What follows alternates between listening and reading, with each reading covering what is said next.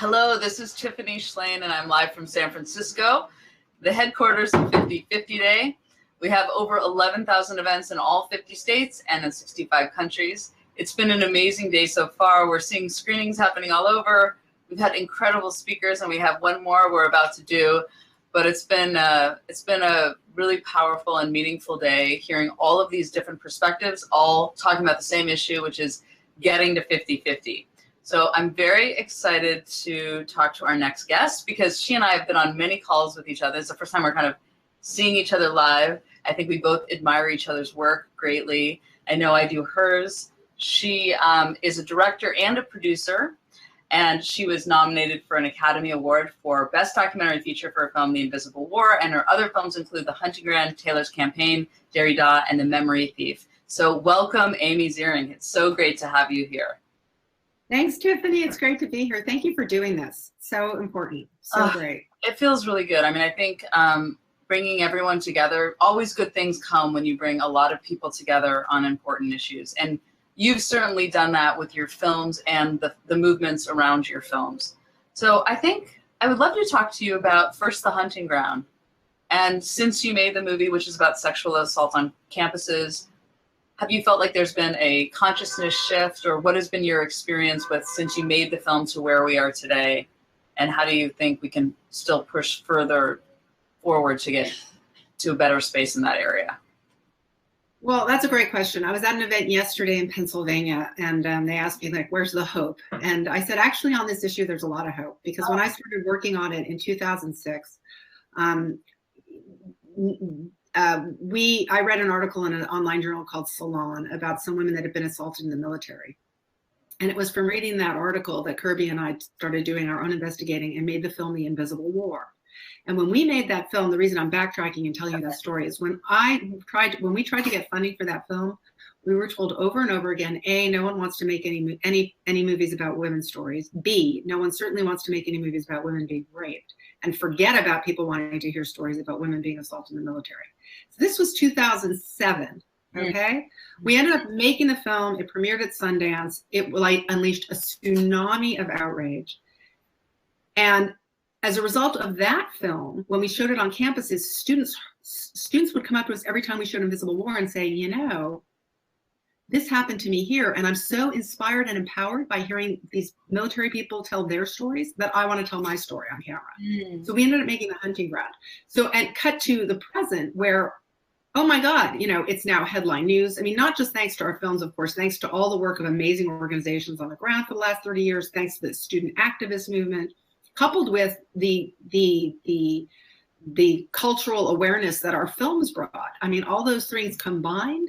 I mean, it's the first time in history, Tiffany, that blame is finally initially being placed on perpetrators instead of victims. Right. That's shifting the narrative. That's shifting the whole narrative, which is incredibly important. It's true. It's huge. I mean, even like we look at Bill O'Reilly and who's the other one whose name I'm repressing? Roger Ailes. Yeah. Right. I mean, those stories have been in the news since 2002. But it's only now that they're getting fired. And it's because the culture shifted. The culture has caught up to them. And, you know, it's not tolerating these kind of public figures having this kind of behavior. So that's huge. And that's actually hopeful. I mean, you know, the downside is, you know, we elected a self-avowed predator in chief, you know, and, you know, that's the discourse of our leadership at the moment. So there's, you know. Yeah, you know, it was interesting because I was, that's a great point. And I have been asking people in this very difficult time that we're in about where's the hope and where are we on this arc of history, because I'm really interested in that because it helps you kind of push forward. And I was talking to Ava DuVernay and Jane Rosenthal, who were talking about more about the Hollywood entertainment industry, which still has a very kind of male infrastructure. But I feel like you and I mean, I'm not sure if I certainly feel in the documentary world that women are very supported. So I feel like whenever people talk about the whole issue with women directors, and it is always like, wow, I feel, you know, between Sundance and Tribeca and our women funders, and I know we have a lot of same kind of supporters, and I don't feel that way in the documentary space. I feel. And there are more women directors of note in documentary, much more than in narrative. I mean, right. It's not only your anecdotal feeling, but actually empirically, it's the better track for women. It's not great. I mean, there's I get Well, a no, lot I'm of. not. No. There's definitely issues, but I guess I'm always struck, and you certainly hear that the documentary space is more supported. It's more supportive towards women, but all I see are powerful, amazing women in the documentary space. So, I mean, that. No, it's true. And you kind of always hope that structure will somehow move more into the narrative as well. But yeah. I mean, what do you think about getting more gender equity in filmmaking? What do you think the changes that need to happen to move that forward? Because we know just as in government, we need to have films and stories that better reflect society. And, we certainly don't have that now. If you go to Sundance, you get that. But what are your thoughts about just moving that forward to get to more gender equity?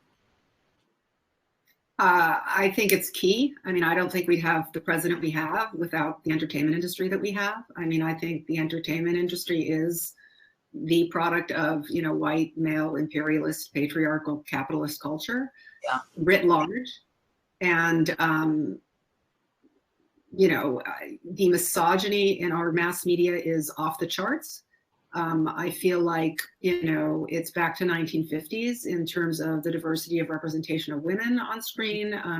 Did you know that in Disney princess movies, men have more lines? This is 2017. I can't make this up. So, so I think, there has to be a seismic cultural shift to stop the juggernaut, which has gotten worse and worse and worse for women. When films first came out, women were not only protagonists, they were box office leaders in we don't even remember this. This is pre our age. And then there was, I don't know what happened. There was some radical shift, and suddenly we became, marginal, only ancillary characters. But that's not how even the film industry started. I mean, but you and I don't even have that cultural reference, and my kids certainly don't. In fact, it's interesting. I have 3 daughters, and at one point, I should try to expose them to, films in different ways and art films. So like I said, not just Hollywood, but yeah. Gotta watch but no, I did like the art thing, which they fled from. But then I said, okay, Murder on the Orient Express. That was a mainstream movie. I saw it in the 70s. That's probably really good. We watched it, and their reaction was, Mom, we've never seen women that looked old. Because Vanessa Redgrave was allowed to look 40 in that film. That blew my mind, that they've only seen sort of the Botoxed, Sandra Bullocks, in pop culture films, which is incredible. they're not even allowed to see a representation of women. I mean, that's how bad it is today. So I just don't want us to think, because there's a lot of talk about this and, getting there. It's we have, so we need to really, and I don't, so it's more than what I'm saying is just hiring people, because I also think that patriarchy knows no gender, meaning that women have inhaled the toxicity as well. And often we are all too often spewing out the same crap because that's the only thing that's greenlit, or we're playing the game and we're not even understanding that the game is rigged and fucked. Sorry. So I'm more into we have to really tear apart these narratives and really see the toxicity of them. And that's what I think is square one. And then do, of course, everything else, hire diversely, tell more diverse stories, walk the walk, not just talk the talk, get rid of the 5 white guys that are, deciding what our bodies should look like. And, and in not only entertainment industry, but advertising, all of the levers of power in our culture, because they really are stratifying our gender in very, very, poisonous ways. Do you think, I mean, yes, to everything you said, yeah, I could break down every sentence you said and we could have a whole meal discussion about it. But I think something that was interesting that you pointed out was this kind of tipping point, or that this created the situation we're in. But I think on the flip side, I've never felt a more collective awakeness from women right now to double down on the issue.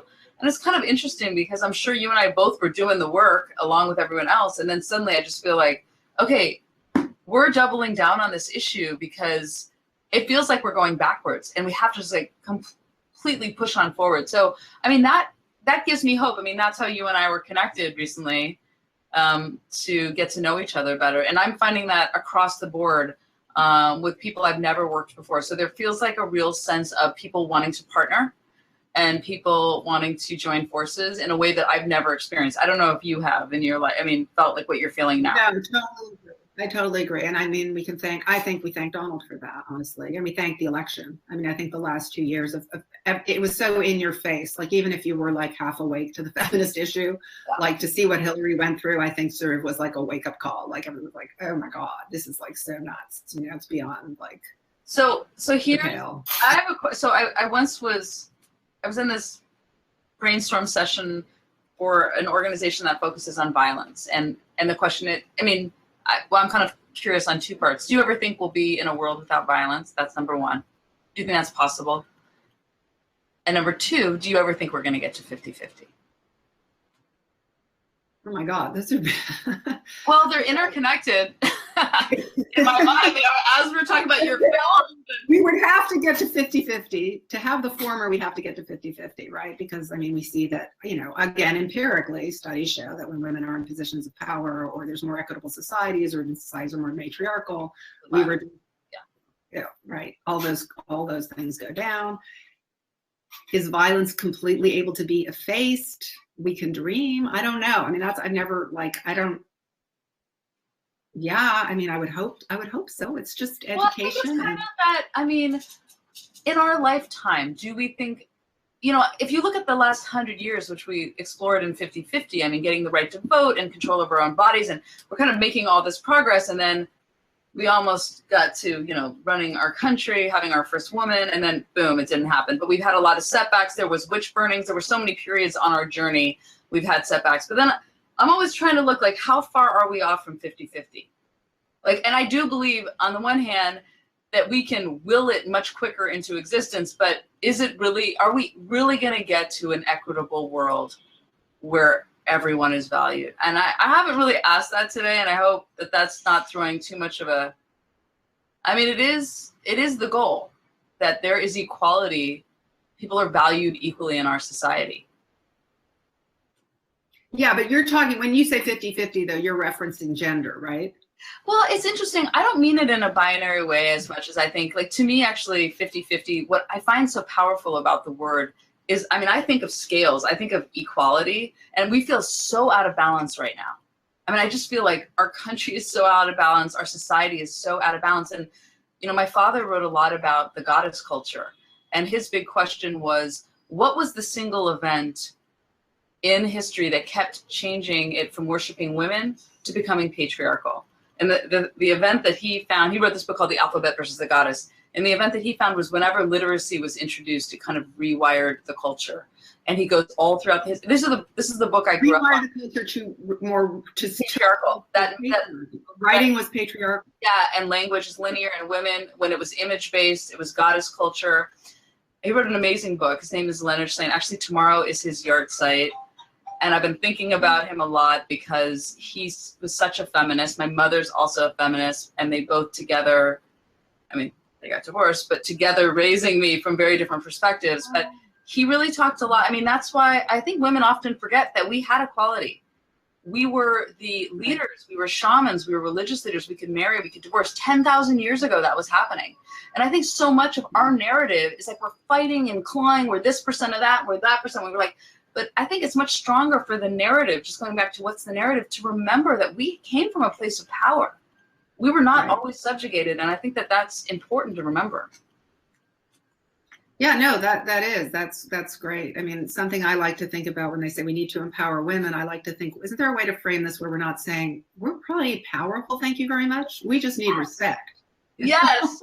Oh man, that is actually a great thing to close. We need respect. All of you. I don't need your empowerment. Thank you very much. Okay, on the power front, I got that covered. I just, fairness and equity. Fairness and equity. Amen to that. Well, Amy, I am so glad I got to see you in person virtually after many calls, and I look forward to when we can connect in person. Thank you for your courageous films. Your work is amazing, and I hope you continue to just keep pushing it. We just need to keep pushing it forward because your work is really important. Right back at you. Thank you for your leadership. You're amazing, and we need you, and the planet needs you, and I thank you. Thank you, Amy. Okay, good night. Bye.